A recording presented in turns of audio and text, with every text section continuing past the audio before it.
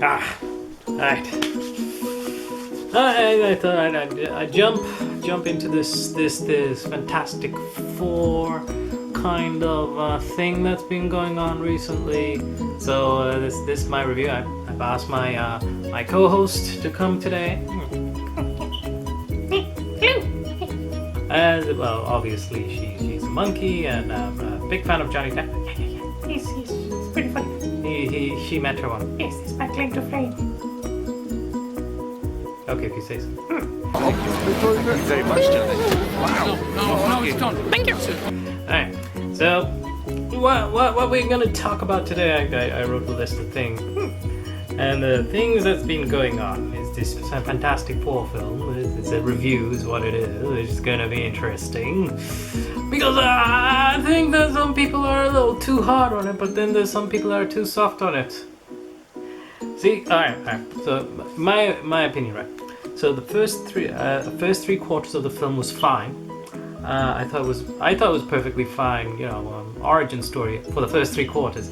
One thing that annoyed me was Johnny. I just didn't like Johnny. I think there's just something about Johnny's character that doesn't work well for me. But in this film's case, what actually bothered me was how basically Johnny was just an annoying prat, really, because he's just driving around, he's doing this, and he didn't work. He was bringing out the worst in his father, because he just get angry and he's just not likable to watch.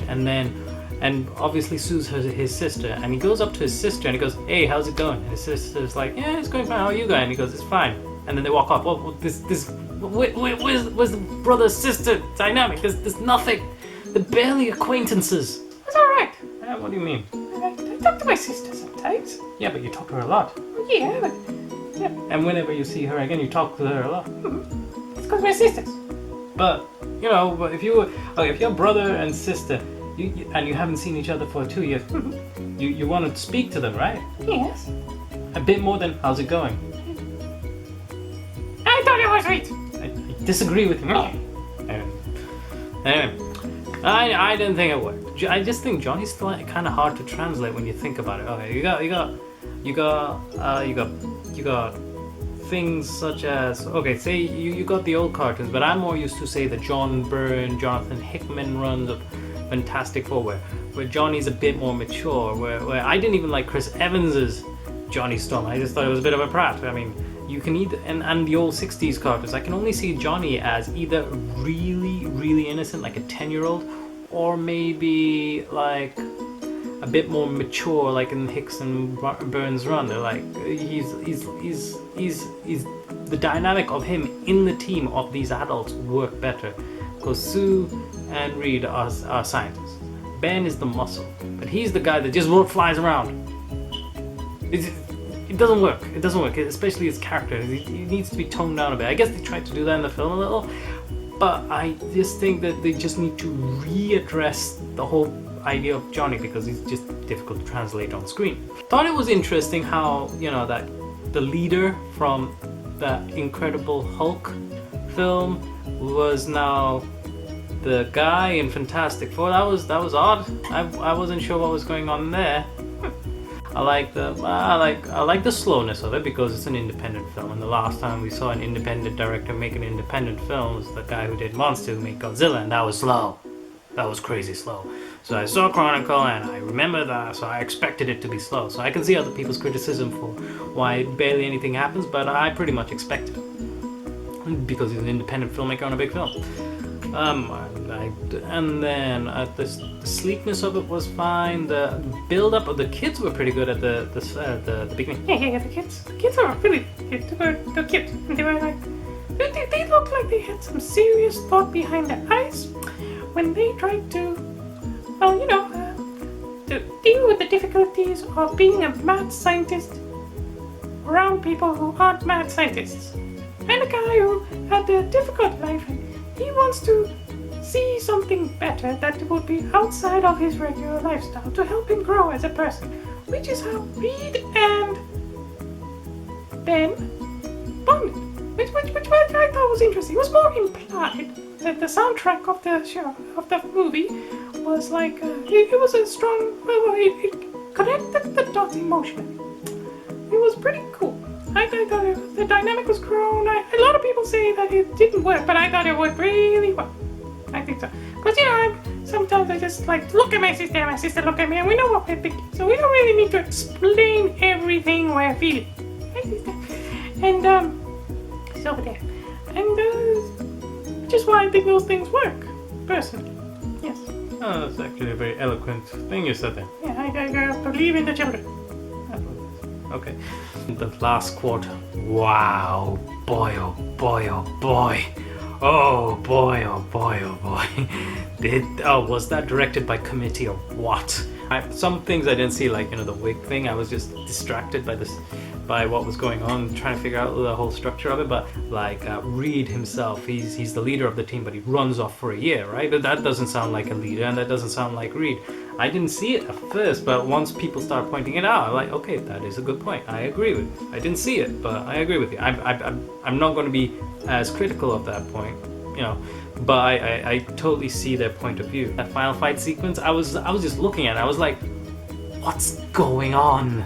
I mean, okay, it clearly looked like they got all the cast to just randomly standing position and say, okay, look that way, we'll put in things afterwards. Even half the time when Reed is doing his explanational dialogue, you can't even see his face. So they were dubbing it in over and just making up the ending as they went along. And I was like, this is insanely bad. I mean, there's very nice explosions, but it felt like what Fox did was they saw the film, they saw it was a bit low key, and they were like, okay, we're just gonna put in lots of explosions, and it's gonna work. And it made things worse. At least if they went down with the quiet route that Trank was obviously going for, then it would have been fine. The other problem I think I'm seeing with Trank is he isn't used to a big studio thing, so he's not used to like all the collaboration that's involved, or how to deal with that collaboration, because it's always quite stressful, especially big budget films. You got like cranes and everything everywhere. It's difficult, and Trank isn't used to that, and two, Fox is very hands-on sometimes, and he didn't know how to push him away, or he just didn't have the ability to, and it probably drained him by the end of the film, which is, from my opinion, why he was like quiet and stuff from the reports. But that's what I saw. I could be completely wrong, but you know, I in his defense basically. But it was definitely directed by committee, and it was terrible. It was terrible. Let's see, and Doom's design. Wow. What did you think of Doom's design?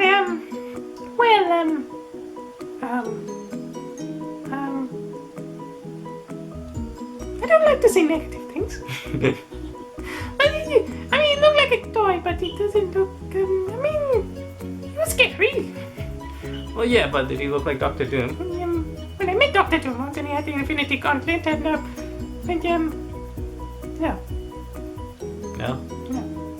No. But I liked him. But no. Yeah. I think. Are you sure? I think so. It's not Siskel and Ebert, you know. Okay, and then so I was like, okay, the Doom design is, and other people pointed it out, is the worst thing since Batman and Robin. It's not. It actually is the worst thing. It is just horrible. It's horrible. Yes. And I was like, why? I mean, you should have seen this a mile away. I mean, what's the problem with like adapting Doom? It's not that hard. You get a guy, you put a freaking mask on him, and just make the metal mask look cool. You've seen thousands of cosplayers do it. Why can't they just do it on screen? They got hundreds of thousands of pounds to put into these suits. I mean, we've all seen what became the death of Superman Lives. They spend a lot of money designing these things, and they would have figured it out.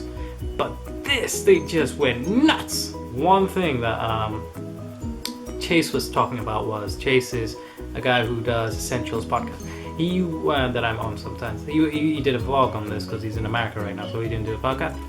But what he was pointing out was, when they were there, how are they breathing? They needed oxygen. They need oxygen. How are they breathing? He's got a point. I didn't realize. I was so distracted by everything else. I didn't realize the logic of being on Planet Zero without oxygen and still being able to do everything they were doing. It's, yeah. And also, okay, if Doom wanted to has these crazy, insane, magical powers, then and he can just open portals to Earth. Why didn't he destroy Earth in the first place? No. So okay. To evaluate the film, I thought the first 3 quarters, even after hearing the criticisms and some things I do agree with, I still think it was pretty good. That last act destroyed the film. Destroyed the film, and I'm like, alright, fair enough. I guess we have to live with this now. It could have been better. The reports so far have been not promising, but hopefully the Trent guy gets to do another short film, a low-budget film again. Hopefully Fantastic Four, if it comes back in its next reincarnation, they figure out Johnny, and the story's good. Oh, the body horror thing, I didn't catch that at all. Lots of people were saying that was pretty cool. They should have really elaborated on it with more of the stretching instead of just giving him the suit. This was a waste of time. That was a waste of potential, man. Get me? So, oh yeah, and Grimm's eyes, But the film was pretty bad. It's not Ghost Rider Spirit of Vengeance bad. That's terrible. But it's bad. It's bad. It's kind of one of those films that it's bad. Could have been. It's pretty bad. I'll probably watch it again one day, like Iron Man 2, Iron Man 3, and Thor 2. I'm sure I'll watch them again one day, and I'm sure I'll watch this film again one day. But I'm pretty sure I'm not going to go back to the cinema unless someone paid me to just watch the first 3 quarters. That last. Maybe I was just an analyzer for film studies related morbid curiosity. And people who do watch this, I think they should watch it out of morbid curiosity. You should not go in there expecting a great movie. You should go in there wondering what kind of train wreck this is, because that's what I did when I went in, and I was and I just analyzed it, and I liked it too. You like the film? You like everything? Yeah. Yes. But you saw the flaws. Yeah, that flaws. But they seem like nice people. Okay. You like the characters? Yes. Oh, she likes the characters. I like the characters too.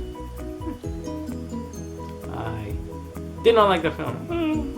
Okay, it's fine. It's fine. Yeah, I wouldn't. I don't have money, so I'll go if someone takes me. Gives me that. He sneaks me in. Okay. But it was alright. There's better superhero films. Hey? Yeah, there is much better superhero film. X-Men. The Deadpool trailer looks cool, doesn't it? Yeah. You just like the violence. And he's funny, and he's the guy who was shh.